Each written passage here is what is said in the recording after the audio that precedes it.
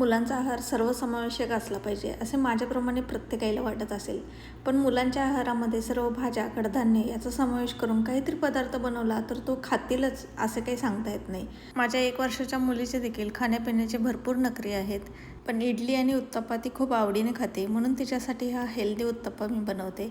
यामध्ये सर्व डाळींचा समावेश आहे, तांदूळ आहे, भाज्या आहेत, आपल्या आवडीनुसार यामध्ये भाज्या ॲड करू शकतो. तांदूळ आणि डाळीचे प्रमाण मी वरती दिलेले आहे.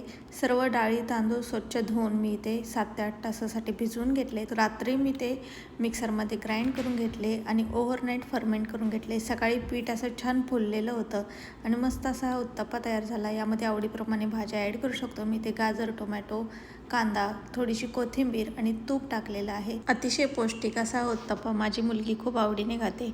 तुम्ही देखील तुमच्या मुलांसाठी बनवून पहा आणि रेसिपी आवडली असेल तर चॅनलला लाईक, शेअर आणि सबस्क्राईब करा. धन्यवाद.